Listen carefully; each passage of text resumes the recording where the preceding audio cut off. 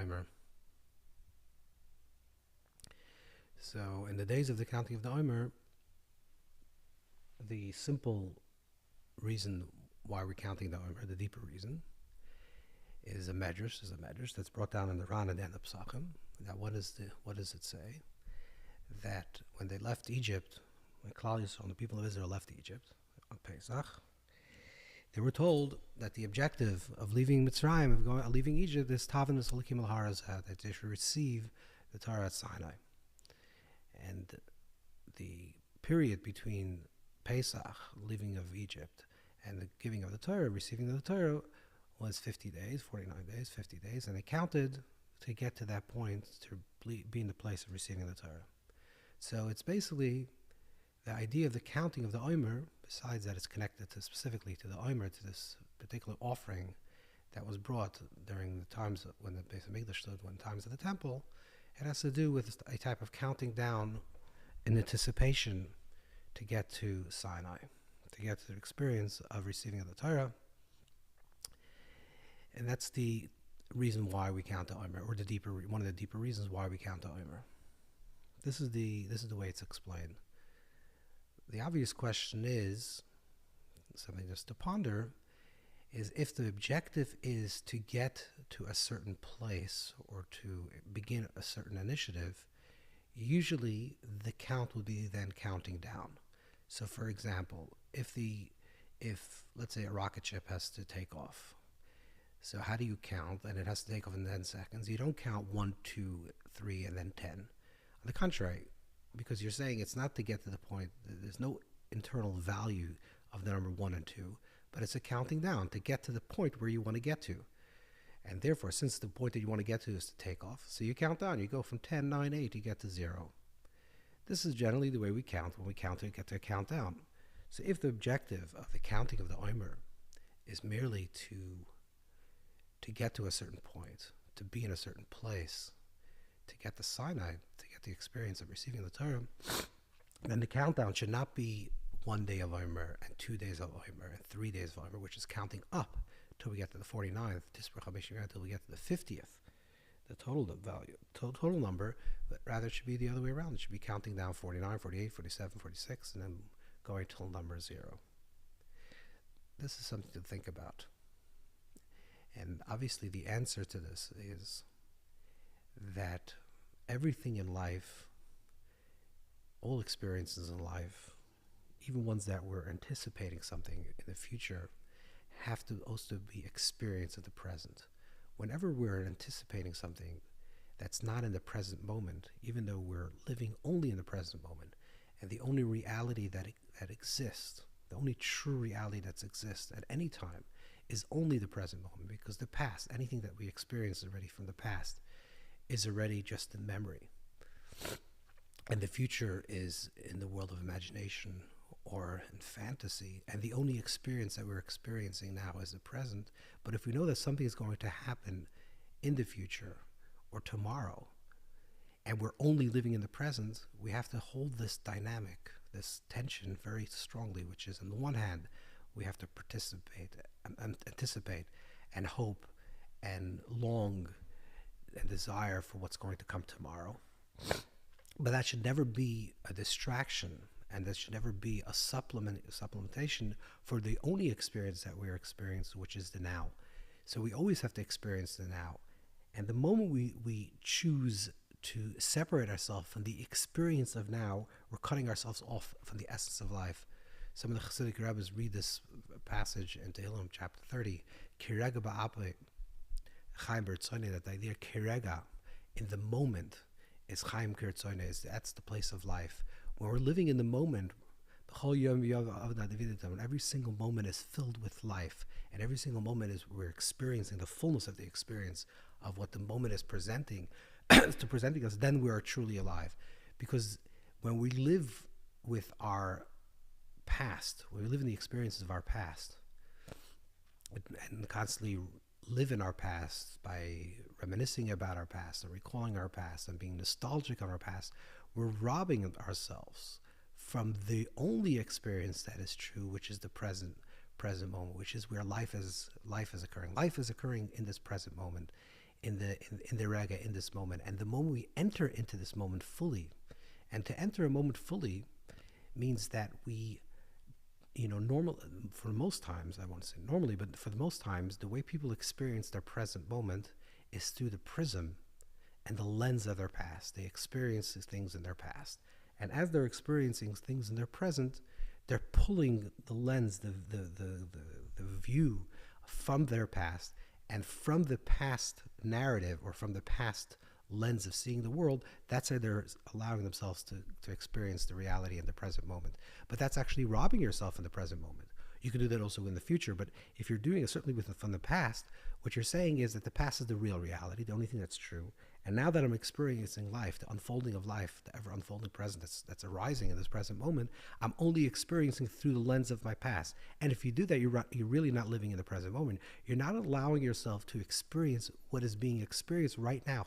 Instead of saying, because I am a victim or because things happened to me in my past, that's going to be the lens through which I see all of my life, then I never allow myself to be present in this unfolding present moment that is wonderful and new opportunities, because I'm always looking at through the prism of my past.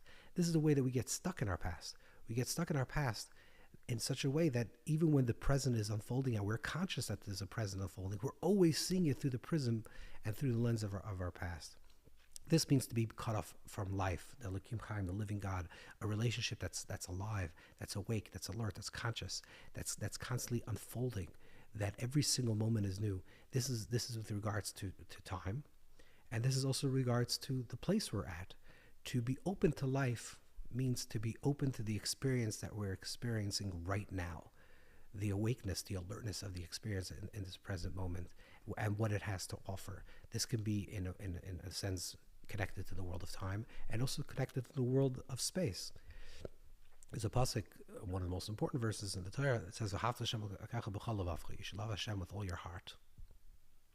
So Rashi brings down, in the name of the Sifri, that what does it mean, with all your heart? That your heart should not argue with Hashem. And the phrase, the way the Sifra, the Medrash says, that Makom is the place. He's the place. Hashem is the place of all spaces, the context of all space. Means that we shouldn't argue with our place. This is the way the Chassidic rabbis teach the Beis, that the idea of that's to serve Hashem, to serve life, to serve self, which essentially is all the same on a very deep level, to be awake and alert and present in this world, is you should never argue with the space you're in. Because so many times the same thing, just like in time, we do that in space, which is I'm in a certain condition, I find myself in a certain condition, even though that itself is not actually accurate, because I usually put myself in, I always put myself in a situation. I don't find myself in situations. I'm the orchestrator of my existence, and I'm open. I'm in a new type of experience, in a new place, in a new time. And a lot of times people feel like that I'm not in the right place now. That if I would be in another place, I would be doing things differently. Like if I'm living in a certain place, and therefore I'm operating on a very low level of consciousness, I'm operating at a very low level of spiritual involvement, maybe I'm not such a good father, and I'm losing my mother or child or spouse, and I'm losing my temper. And the reason is because I'm not in the right place. Now, if I would be put in the right place, which means if I move here, if I move there, if I move to another place, or in the world of time, I'm not in the right time right now, but if, tomorrow or after tomorrow, that's when I can start. I would love to start dieting, I would love to start learning, I would love to start praying, but now is not the right time. Now not the right time in my life. I'll wait till my children get older, I'll wait till I get married and I have children, I'll wait till I have grandchildren, I'll wait till my grandchildren get older, to get married. Everyone has an excuse about time and space, which is, most people always feel that they would like to change, they would like to be open to the experience of life and what life has to offer and really make changes in their life, but I'm not in the right time, I'm not in the right space. You're a chalak al makom. You're arguing with your space, you're arguing with your time. You're saying, if I only move, or if I only was in another time, then things will be different, and I know my life will be different. And what the Torah is telling us, what the Torah is revealing to us, is you should love Hashem and you should not argue with your space, means Hashem is presenting your life and the context of your life exactly Hashem Tzaddik Gavur Kana. This is exactly what has to be happening right now, right in this place. The reason why you're in this place now, it doesn't mean you shouldn't anticipate, like we started the conversation. It doesn't mean you anticipate and have dreams and ideas of maybe you will move and maybe you will change a different place, and maybe that's also possible. But that should not come as a supplementation to say, and therefore I can't be in my place that I am now. Because the truth is, when you move from one place to the other place, it's always you that's moving. You're the same. You're the person. You're the person that goes from one place to the other place. So whenever we are, this is what this teaching is saying. Wherever you are, and any time that you are, we should never argue with the time. We should never argue with the place. We should surrender to the fact that we're in this place and we're in this time, and that Hashem is revealing to us a new reality in this present time and in this present place. And we should take opportunity, and we should take the opportunity that the moment is presenting, and use it to its fullest maximum, to its fullest potential. Never to argue with the place that we're at, never to argue with the time that we're at, but to acknowledge that we're here right now, and to forget about the future for a moment, and to forget about another place, and certainly forget about your past, or let go of the past, and not allow yourself to drag your mindset and the prison that through which you experience the past, to allow it to cloud out the immediacy of the present moment. So the Torah is saying about the Sfiras HaOmer, the counting of the Omer, true that it's a countdown because we're anticipating the receiving the Torah, but that should not come at the exchange and to supplement the fact that every single moment has value. Today is day 1. Today is day 2. Every single day has a quality within it. Every single hour has a certain quality within it, a particular light, a divine light of the one of Partsufim, that one of the combinations of the divine name is being revealed at this present moment that never was revealed. And every single moment is like that. Every single moment is a new reality, a new existence, a new potential. And we have to open ourselves up in order to us to be alive, to be present. We have to open ourselves up to the experience that we're experiencing right now, and saying, forgetting about our past or letting go of our past and not focusing on my future with anticipation. I'm experiencing life right now. How can I be engaged? How can I be open? How can I be alert? How can I live with wonder and wonderment that every single moment is new, and every single moment brings new opportunities for me to become the person that I want to become and to live the life that I want to live. Have a wonderful day.